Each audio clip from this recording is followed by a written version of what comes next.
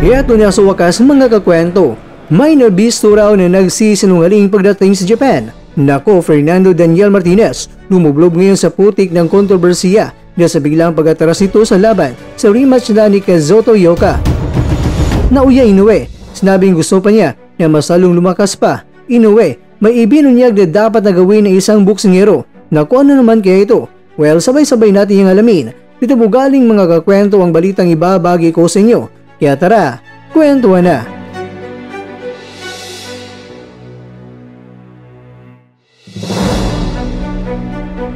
El Puma, nagdahilan lang ba na may sakit kaya hindi natuloy ang laban? Pero ang totoong rason ay hindi makuha talaga ang timbang. Mga kakwento, alam niyo ba na marami mga year-end title fights sa Japan na napostpone?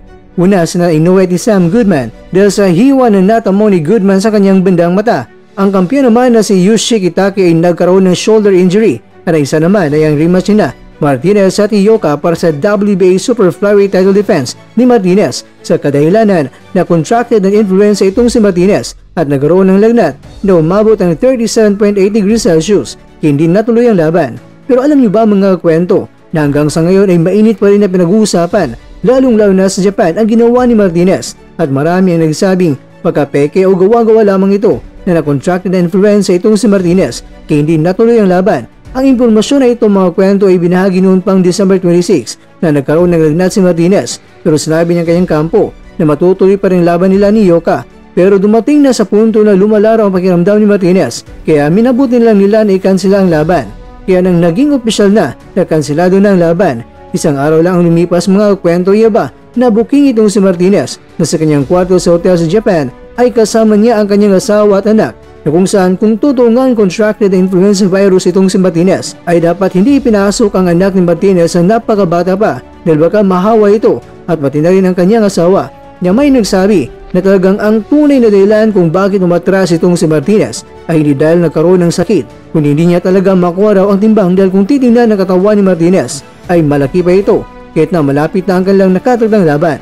Para hindi mabaklasan ng titulo ang kampiyon na si Martinez ay gumawa na lang daw sila ng dahilan at pineka na contracted na influenza kaya hindi makakalaban. Pero ikaw kakwento, ano naman sa tingin mo dito? Nagdadahilan nga lang ba ang Team Martinez dito o di kaya talagang totoo talaga na nangyari ito? Samantala, inamin ng current undisputed Super Bantamweight World Champion na si Naoya Inoue na gusto niya talagang maging mas malakas pa. Ayon pa kay Inoue, marami raw mga boksingero ngayon hindi ginagawa ng tama ang shadow boxing na isang malagang boxer's routine at sa simula ay dapat natingnan ng mga boksingero ang galaw nila sa harap ng salamin at dapat sa shadow boxing ay iniisip mo na talaga na nasa harap mo ang kalaban at talagang sinusuntok ka kaya dapat nailagan mo ito at magbitaw ka ng mga counters. Ito ang ibinunyag na tips ni Inoue na dapat matutunan ng mga boksingero at hindi yung basta-basta lang na sumusuntok kapag nagsha-shadow boxing.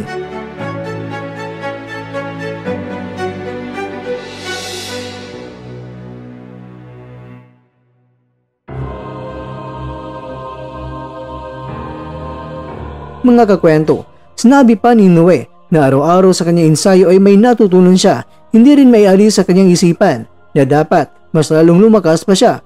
Ayon nga sa Team Inoue na minalas lang si Inoue sa ngayon dahil walang mga malalakas na boksingero raw sa kanyang division. Kaya easy fight lang ni Inoue kahit sino mang harapin niya sa Super Bantamweight Division.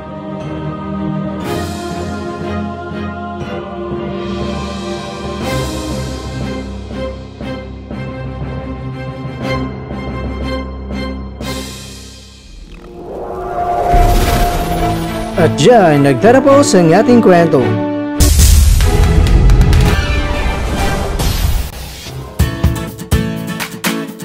Maraming salamat mga kakwento sa inyong panunood. Pero baka naman mga kakwento ay nagustuhan niyo po ang kwento natin ngayon. Baka pwede niyo po akong mabigyan dyan ng like, subscribe at pa-click na rin sa bell button.